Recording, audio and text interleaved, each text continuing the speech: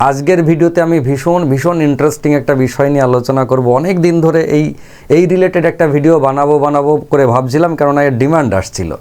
সেটা হচ্ছে ত্রিকোণমিতির মান, বিভিন্ন কোণের মান যেটা আমরা মুখস্থ করতাম একদম স্কুল লেভেলে। আমার যতদূর মনে পড়ে, আমাদের স্কুলে স্যারেরা বলতেন যে এই যে sine cos tan cosec sec cot, এই যে 6টা কোণের মান আছে, 6টা কোণের আবার 5টা করে মান আছে, এই মানগুলোর মধ্যে 3টে মান মুখস্থ রাখলে বাকি 3টে হয়ে যায়। কোন 3টে? না সাইন কস ট্যান। এই 3টে মান যদি আমরা মুখস্থ রাখি, তাহলে তারপরে যে কোসেক সেক কট বাকি যে 3টে আছে, একটা আরেকটাকে ডিগবাজি মেরে দিলেই মানটা বেরিয়ে যায়, মানে উল্টে দিলেই হয়ে যায়। তো সাইন কস ট্যান 3টে মুখস্থ করলেই আমাদের 6টার কাজ মিটে যেত। কিন্তু যখন আরেকটু দেরি হলো, আরেকটু বড় হলাম, একটু বেশি শিখলাম, তখন জানলাম বা স্যারেরাও বললেন যে না, সাইন কস ট্যান 3টে মুখস্থ রাখার দরকার নেই বাবা, সাইন রাখো আর ট্যান রাখো। কেননা সাইনের সঙ্গে কজের যে মান, সেটা হচ্ছে সাইন মানটা এরকম করে যাবে, কজের বেলায় উল্টো দিক থেকে চলে আসে, ফলে মুখস্থ করার দরকার নেই, তাই না? সাইন 0 0, সাইন 30 হাফ, এরকম করে যেমন গেলাম আমরা 90 পর্যন্ত, ফের কজের বেলায় উল্টো দিক থেকে লিখে দিলাম, মিটে গেল। আর ট্যানটা আমাদেরকে মুখস্থ করে বলতেন যে এটা তোমরা মুখস্থ করে নাও। এখন আমি আপনাদেরকে যে বিষয়টা বলবো সেটা হচ্ছে, না তো আপনাকে 6টা মুখস্থ করতে হবে, না তো আপনাকে 3টে মুখস্থ করতে হবে, না তো আপনাকে 2টো মুখস্থ করতে হবে। তাহলে ব্যাপারটা কি? একটা মুখস্থ করতে হবে? না, কিচ্ছু না, আপনাকে একটাও মুখস্থ করতে হবে না। সিম্পল একবার বোর্ডের দিকে তাকান, খুব ভালো করে যদি দেখেন, তাহলে আপনাকে কিচ্ছু না, একদম কিচ্ছু মুখস্থ করতে হবে না। সিম্পল এই যে মানগুলো, সেটা শুধুমাত্র একেবারে 1 থেকে নিয়ে 4 পর্যন্ত, মানে 0 1 2 3 4, এই কটা জিনিসই আমি ব্যবহার করবো, আর কিচ্ছু ব্যবহার করবো না। 0 1 2 3 4, এ তো আর মুখস্থ করা লাগে না। কীরকম খেয়াল করে দেখুন, সাইন 0 0, সাইন 30 হাফ, এই যে মানগুলো আমাদের মুখস্থ ছিল, সেইটা আমরা এবারে বসিয়ে দেবো। যেমন প্রথমে এই দেখুন লিখে নিয়েছে √/2 √/2 √/2 √/2 √/2। ঠিক কজের বেলাতেও লিখেছি √/2 √/2, একই জিনিস, সাইন আর কজের সেম জিনিস লিখেছি। আর ট্যানের বেলাতে ওপর নিচে শুধু দুটো রুট দিয়েছি আর ফাঁকা রেখেছি। আমি ফাঁকাগুলো বসাবো, আমার সাথে আপনারাও বসাবেন। যেমন প্রথমটাতে বসালাম 0, তারপরে 1, তারপরে 2 3 4 বসিয়ে দিলাম, ব্যাস কাজ মিটে গেল। কজের বেলাতে এই দিক থেকে 0 1 2 3 4 বসিয়ে দিলাম, এরও কাজ শেষ। আর ট্যানের বেলাতে এই যে সাইনের মতোই দেখুন, সাইন একদিক থেকে 0 1 2 3 4 করেছি, তাহলে ট্যানের বেলাতেও 0 1 2 3 4 করলাম। কজের বেলাতে কি করেছিলাম? ওই দিক থেকে বসিয়েছিলাম, এইখান থেকে 0 বসিয়েছিলাম, 0 1 2 3 4, ব্যাস আমাদের মান হয়ে গেল। আপনাকে আর কিচ্ছু করতে হবে না, খুব ভালো করে বুঝুন।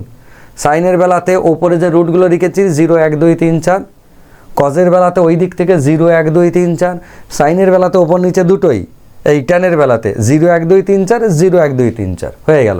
এবার আমরা সিম্পল মান বসিয়ে যাই, আমরা ক্যালকুলেশন করি। √0/2, √0 মানে 0, তাহলে 0/2 মানে কত? 0, সাইন 0 0। দেখুন এবার √1 মানে 1, এটা কত হলো? Sign 0 0 sine 30 half. √1 মানে 1/2। এবার √2/2 যেটা আছে, দেখুন 2 এর মধ্যে দুটো √2 আছে, তাহলে একটা √2 কেটে গেলে কত থাকে? শুধু একটা √2 থেকে যায়। √3/2 কিচ্ছু করার নেই, √3/2 রেখে দিলাম। √4 মানে 2, 2/2 মানে কত? 1। এবার ভালো করে সবুজ কালিটা দেখুন, sine 0 0 sine 30 half, sine 45 1/√2, sine 60 √3/2, আর সাইন 90 হচ্ছে 1। ব্যাস, এবার এইটা চলে যাই। ঠিক যদি আমরা দেখুন দুটো জিনিস করা যাবে, এই যে এখানে 1 হয়েছে, আমরা এখানে 1 বসাবো, এখানে √3/2 হয়েছে, এখানে বসাবো, তারপর এখানে 1/√2, এখানে হাফ, এরকম করে ওই দিকটা এইখানে আসবে, এই দিকটা ওরকম যাবে ক্রসে, এটাও ভাবতে পারি। আবার আমরা এখান থেকেও মান বার করতে পারি। √4 মানে কত? 2, 2/2 মানে 1, দেখুন ওই লাস্টের 1 হলো। ফের এইটা √3/2, কিচ্ছু করার নেই, √3/2 রেখে দিলাম। এর বেলাতে √2 ওপরে আছে, নিচে হচ্ছে 2 আছে, এর মধ্যে দুটো √2 আছে, যদি একটা রুটে কেটে দিই 1/√2, ঠিক ওপরের মতো। এর বেলাতে কত হলো? √1 মানে 1, 1/2 মানে হয়ে গেল 0/2, √0/2, √0 মানে হচ্ছে 0, 0/2 মানে 0। এবার তাকিয়ে দেখুন, সাইনের যেটা আমরা স্কুলে শিখতাম, সাইনের লাস্টে 90-তে যেটা, এটার হচ্ছে 0-তে তাই, ওর 60-তে যেটা, এর 45-এ তাই, এই 30-তে তাই, এর 45 সে মিলে গিয়ে আবার ক্রস করে ওরকম করে চলে গেল। ব্যাস আর কিচ্ছু নাই। এর বেলাতে কত, ঠিক একই রকমভাবে ওপরটাতে 0, 0/√4 মানে কত 2, তো 0/2 মানে বাস্তবে 0, √1 তার মানে কত 1, 1/√3, √2/√2 কেটে গেলে কত হয় 1, √3/√1 কত হয় শুধুমাত্র √3, √4 মানে 2, 2/0। এবার দেখুন √4 মানে 2, 2/0, নিচে 0 হয়েছে, নিচে 0 হওয়া মানে কি অসংজ্ঞাত। আমরা মনে পড়ছে আমরা লিখতাম এটা অসংজ্ঞাত, ব্যাস মানে এটা নির্ণয় করা সম্ভব হচ্ছে না। নিচে 0 থাকা মানেই সে ভাগটি আর মিলবে না, তো আমরা দেখেছি আগে। সাইন কস ট্যানের মানটা হয়ে গেল। এবারে আমরা কোসেক সেক আর কটের মান বার করব। তো এই কোসেক সেকার আর কট এই তিনটেকে এবার এদের মধ্যে ওলট পালট করলেও কাজ চলে যায়। আমরা অত হ্যাপা মাথায় রাখবো না, আমরা শুধু ভাবো 1/sin মানে হচ্ছে কোসেক, 1/cos মানে সেক, আর 1/tan মানে হচ্ছে কট। তার মানে সোজা কথা সাইনকে উল্টে দিলে কোসেক, কসকে উল্টে দিলে সেক, আর ট্যানকে উল্টে দিলে কট। এরা তিনজনের সঙ্গে ওরা তিনজন ইন্টারচেঞ্জ। আমরা একটা একটা করে ভাবি, আমরা কোনটা ভাবছি সাইনের সাথে কোসেকের উল্টে দিচ্ছি, কিন্তু এইখানে মাথায় রাখতে হবে যে এই যে উল্টাবো, জিরোকে যদি উল্টাই মনে হতে পারে জিরোকে উল্টালে তো জিরোই থাকে না, জিরোকে উল্টাবো না, বাস্তবে আমরা কাকে উল্টাবো এই মানটাকে। তার মানে √0/2 ছিল, একে উল্টাবো 2/√0, তো √0 মানে তো 0, নিচে 0 আসা মানে কি অসংজ্ঞাত হয়ে গেল। কিন্তু এই জায়গাটা একটুখানি মাথায় রাখবেন তাহলেই হবে। উল্টাবো কাকে এই মানটাকে, পরেরটাকে নয়। এবার এইটাকে কি হচ্ছে, এইটাকে যেটা উল্টাচ্ছি √1/2 আছে সেটা 1 2কে উল্টে দিলে 2/1 হয়ে গেল, মানে এটা 2 হয়ে গেল, এটা হয়ে গেল √2, আর এর বেলা তো হয়ে গেল 2/√3, আর এর বেলা তো হয়ে গেল 1, 1কে উল্টে দিলাম 1 হলো, বাস্তবে 2 ওপরে গেল, √4 নিচে এলো, এখানেও কেটে কুটে 1 রয়ে গেল। সমস্যাটা কোথায় হয় 0/2 আর 2/0, এইটাতে সমস্যা, আর কোনো জায়গায় সমস্যা নয়। এবার কোসেক হয়ে গেল। সেকের বেলায় কি হয়, সেকের বেলায় এটা আসে আগে, তারপর এইটা, তারপর এইটা, তারপর এইটা, এরকম করে। তো আমরা এরকম করেও দিতে পারি, ওটাকে আগে আনতে পারি একটাকে, তারপর 2/√3, এখানে √2 আনতেও পারি। আর তা না করে আমরা কি করব, এই কজের সাথে সেকের উল্টে দেবো। কজটাকে যদি উল্টে দিই, একটাকে উল্টে দিলাম 1 হলো, এটাকে 2/√3 হয়ে গেল, এর বেলাতে শুধু √2 হয়ে গেল, এর বেলাতে 2 হয়ে গেল, আর এইটা দেখুন 0 ওপরে ছিল, 0 নিচে এলো বলে এ কী হয়ে গেল অসংজ্ঞাত হয়ে গেল। ঠিক আছে, এইবারে আমরা কটটায় চলে আসছি। কট কি, ট্যানকে উল্টে কট বানাচ্ছি। ট্যানকে আবার সেই একই গল্প, এই যে 0টা নিচে যেই চলে এলো সেই কিন্তু অসংজ্ঞাত চলে এলো। কি লিখছি আমি, অসংজ্ঞাত লিখলাম। ফের এটাকে উল্টে দিচ্ছি কত, √3, এটাকে উল্টে দিলাম 1, এটাকে উল্টে দিলাম 1/√3, আর এটাকে উল্টে দিলাম মানে 0 ওপরে চলে গেল, 4 নিচে চলে এলো, √4, √4 মানে 2, ওপরে 0 নিচে 2, ভাবুন তাহলে ভাগফল কত, ওপরে 0 মানে ভাগফল 0। তাহলে এটা নিয়ে আর কোনো চিন্তা নেই। এবার আমি সিম্পল সাদাসিধে ওয়েতে একবার বলে দিই। আপনারা যেটা দেখতে পাচ্ছিলেন, ওপরটা সাইনের বেলাতে সব ওপরে √ লিখে ফাঁকা রেখে দিলাম, নিচে সব 2 2, সাইন কজ একই জিনিস দিয়ে এখান থেকে 0 1 2 3 4, এর বেলাতে 0 1 2 3 4, আর ট্যানের বেলাতে এই ওপরটা হচ্ছে 0 1 2 3 4, আর নিচেটা ওই দিক থেকে 0 1 2 3 4, তারপর এদেরকে সব ডিগবাজি মেরে দিলাম। ব্যাস এই হচ্ছে একদম সিম্পল ফান্ডা।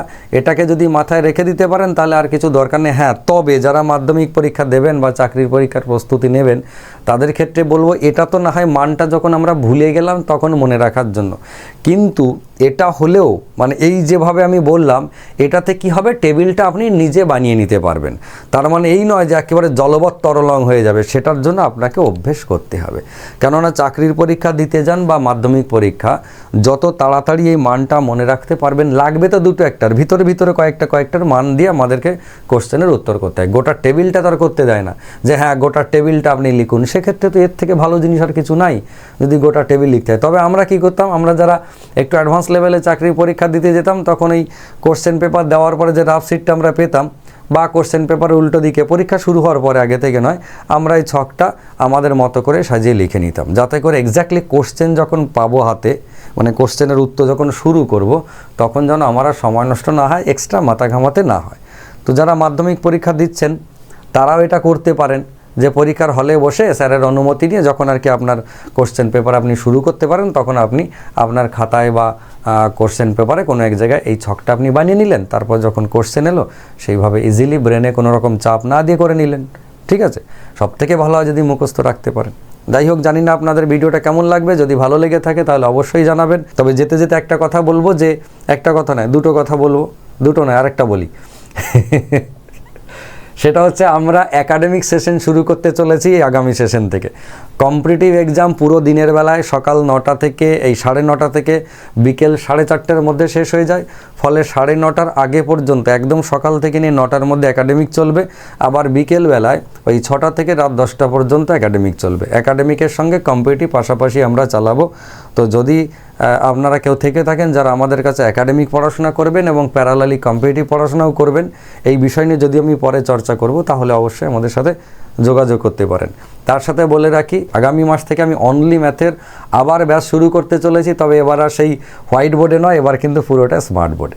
আপনারা যারা কেবলমাত্র ম্যাথের প্রিপারেশন নিতে চান আমার কাছে, তারা কিন্তু অফিসের নাম্বারে যোগাযোগ করতে পারেন। ওপরে নিচে 2 জায়গাতেই অফিসের নাম্বার স্ক্রল হচ্ছে। যারা উচ্চ মাধ্যমিক পরীক্ষা বারে দিয়েছেন, চাকরির পরীক্ষার প্রস্তুতি নিতে চান, যদি আমাদের সঙ্গে নিতে চান যোগাযোগ করতে পারেন। বা সব রকম প্রচার আমরা সেরে দিলাম। আজকে আপাতত সবার জন্য শুভকামনা রইল। শেষ করছি আজকের ক্লাস। সবাই ভালো থাকুন, সুস্থ থাকুন, সুন্দর থাকুন। নমস্কার।